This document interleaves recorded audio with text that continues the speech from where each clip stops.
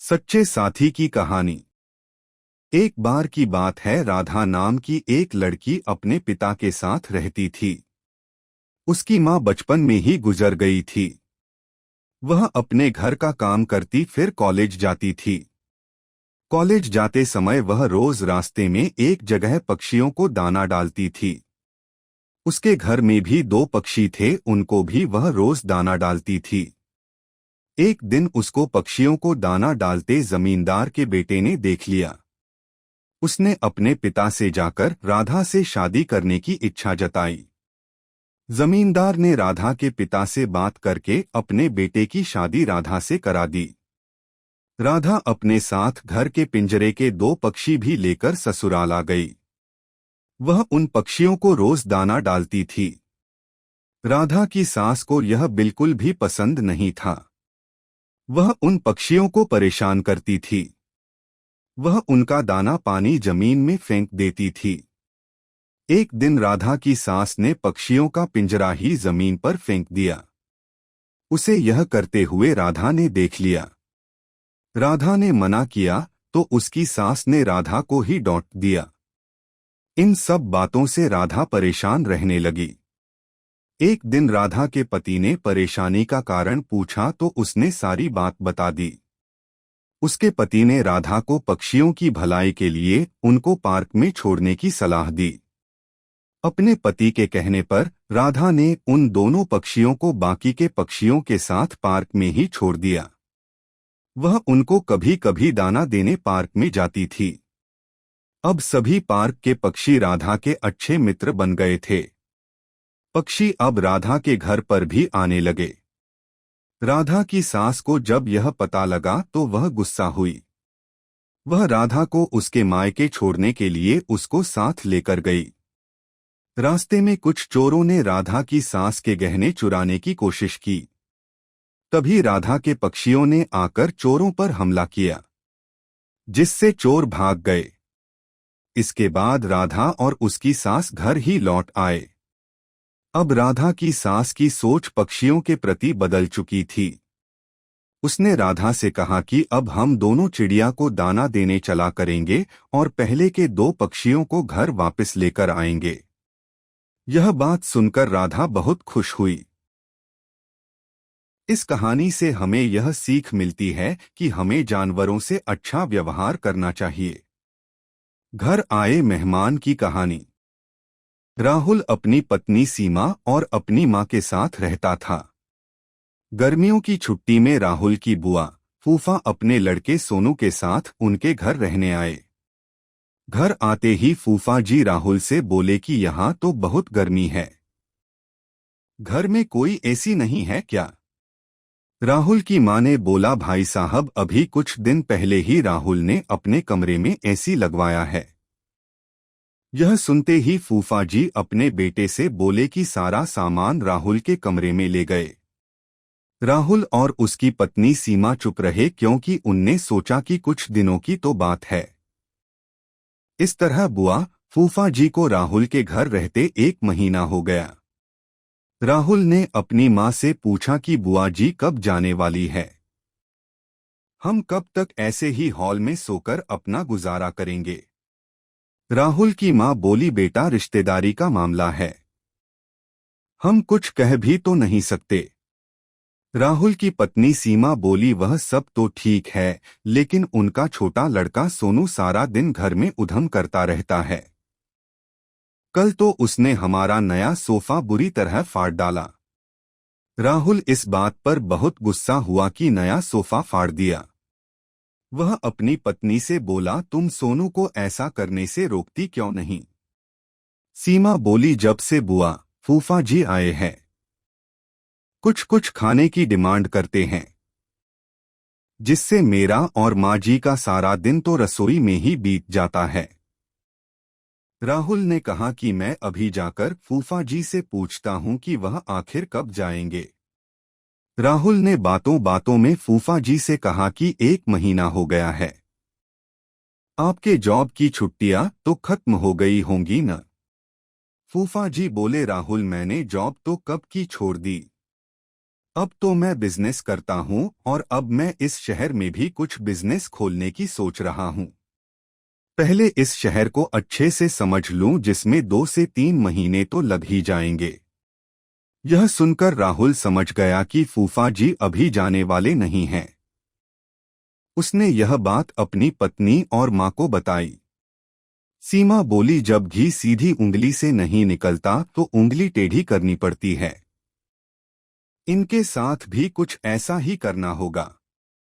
आप यह काम अब मुझ पर छोड़ दीजिए। उसी रात बुआ और फूफा जी छत पर थे। तभी उनका लड़का सोनू चिल्लाता हुआ उनके पास गया और बोला कि मैंने अभी एक चुड़ैल को देखा है। तभी एक चुड़ैल वहां आ गई और बुआ और फूफा जी को बोली कि तुम में से कौन पहले मेरा भोजन बनना चाहेगा। चुड़ैल को देखकर वह बहुत डर गए और उस घर से भाग गए। उनके जाने के बाद सीमा ने अपना चुड़ैल का मुखौटा उतारा। बुआ के परिवार के जाने के बाद सबने चैन की सांस ली। सीमा की सास ने सीमा से कहा कि तू तो बड़ी अच्छी चुड़ैल बनती है। यह कहकर सब हंसने लगे। इस कहानी से हमें यह सीख मिलती है कि हमें किसी भी रिश्ते का गलत फायदा नहीं उठाना चाहिए। जिस तरह बुआ के परिवार ने अपनी रिश्तेदारी का गलत फायदा उठाया और दूसरों को परेशान किया। बेटी बेटों से कम नहीं। एक गांव में रामसिंह और पद्मा पति पत्नी रहते थे। कुछ समय बाद उनका बच्चा होने वाला था। पद्मा हॉस्पिटल में भर्ती थी। नर्स ने रामसिंह को आकर खुशखबरी दी कि आपके जुड़वा बच्चे हुए हैं। रामसिंह ने कहा कि दो लड़के, लेकिन नर्स ने कहा कि एक लड़का एक लड़की। रामसिंह लड़की नहीं चाहता था, क्योंकि लड़की की शादी में होने वाले खर्चे से वह डरता था। 2 से 4 दिन के बाद रामसिंह अपनी पत्नी और बच्चों के साथ अपने घर पर आ गया। वह ज्यादातर लड़के को ही खिलाता था। पद्मा को यह बात पसंद नहीं थी। एक दिन रामसिंह अपनी पत्नी से बोला कि हम दो बच्चों का खर्च नहीं उठा सकते। हमारी आर्थिक स्थिति अच्छी नहीं है। इसके अलावा लड़की की शादी में होने वाले खर्चे को भी हम नहीं उठा सकते। इसलिए हम लड़की को मेरे मित्र को सौंप देते हैं, जिसकी कोई संतान नहीं है। वह हमारी लड़की को हमसे भी अच्छे से पालेगा, क्योंकि वह बहुत अमीर है। पद्मा ने अपनी लड़की को देने से मना किया, लेकिन रामसिंह के कहने पर दुखी मन से उसने अपनी लड़की को रामसिंह को सौंप दिया। रामसिंह ने लड़की को अपने मित्र की बीवी को सौंप दिया। बच्चा पाकर वह बहुत खुश हुए। इसके बाद समय बीतता गया। रामसिंह अपने लड़के को अच्छे से पाल रहा था और उसकी हर इच्छा को पूरा करता था। लड़का जब 20 वर्ष का हुआ तो उसने रामसिंह से बाइक दिलाने की जिद की। रामसिंह ने अपनी बीवी के गहने बेचकर उसको बाइक दिला दी।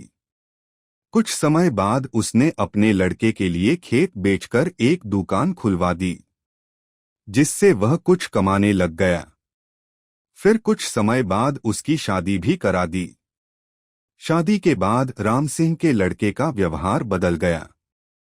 वह अपने पिता से बोला, आप मेरे ससुराल वालों को ताना मत मारा करो। रोज रोज वह किसी बात पर अपने माँ बाप से झगड़ा करता था। एक दिन उसने रामसिंह और पद्मा दोनों को उन्हीं के घर से निकाल दिया। बहुत समझाने पर भी वह नहीं माना। रामसिंह और उसकी पत्नी एक मंदिर में गए। वहां पहुंचकर पद्मा ने रामसिंह को कहा कि मंदिर का प्रसाद खा लेते हैं।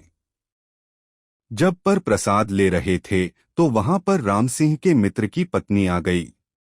उसने रामसिंह को पहचान लिया।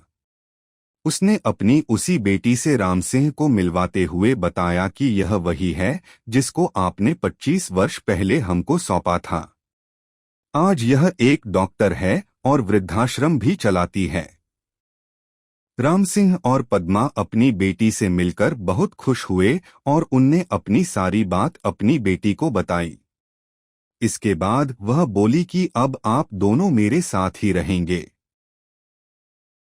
इस कहानी से हमें यह सीख मिलती है कि हमें कभी भी लड़के लड़की में भेदभाव नहीं करना चाहिए। शैतान बिल्ली और चूहों की कहानी। बहुत समय पहले की बात है, एक शैतान बिल्ली बहुत से चूहों को हमेशा परेशान किया करता था। ऐसे में सभी चूहों ने इस परेशानी का हल खोजने का सोचा। वहीं एक बार सभी चूहे अपने सबसे बड़े मुद्दे पर चर्चा करने के लिए इकट्ठे हुए। यह शैतान बिल्ली जो चूहों का पीछा कर रही है और उन्हें पकड़कर खा रही है, यह अराजकता है। एक चूहे ने गुस्से से कहा, हमें एक समाधान खोजने की जरूरत है जो कि हमें बिल्ली के आने की चेतावनी दे सके। दूसरे ने कहा। ऐसे में एक चिंतित चूहे ने कहा, क्या हम थोड़ी जल्द यह तय कर सकते हैं इस परेशानी का समाधान, अन्यथा बिल्ली हमें यहाँ पर भी देख सकती है। इस बात पर एक बूढ़े चूहे ने अपना पंजा उठाया और कहा, चलो एक त्वरित समाधान खोजें। चूहों ने जल्द ही विचारों पर चर्चा करना शुरू कर दिया। बहुत से चूहों ने अपने अलग अलग मत प्रदान किए। एक ने कहा, हमें चेतावनी देने के लिए हमारे पास एक प्रहरी दुर्ग होगा। वहीं दूसरे ने कहा, बिल्ली द्वारा खाए जाने से बचने के लिए हम सभी को समूहों में जाना चाहिए। तभी उन्हीं के बीच में एक और चूहे ने सुझाव दिया कि मेरे पास एक विचार है, चलो बिल्ली के गले में घंटी बांधते हैं। तो जब बिल्ली आसपास टहलती है तब उसके गले में लगी घंटी भी आवाज करेगी, जिससे हमें उसके पास मौजूद होने की चेतावनी मिल जाया करेगी। इस सुझाव से सभी चूहे सहमत हो गए। यह सबसे अच्छा विचार था। ऐसे सभी चूहों ने एक सुर में कहा, ठीक है। तो बिल्ली को कौन घंटी बजाएगा? बूढ़े चूहे से पूछा। ऐसा पूछे जाने पर वहां सन्नाटा छा गया। जल्द ही एक एक करके सभी चूहे चुपचाप भाग गए। अंत में केवल बूढ़ा चूहा ही रह गया। इस कहानी से हमें ये सीख मिलती है कि समाधान देना या विचार रखना ठीक है, लेकिन यह क्रिया ही होती है जो कि हमारे उस समाधान या विचार को परिभाषित करती है। अगर आपको ये कहानियाँ पसंद आई हो तो हमारे चैनल कोको हिंदी स्टोरीज को सब्सक्राइब करें, वीडियो को लाइक करें और अपने दोस्तों के साथ शेयर करें।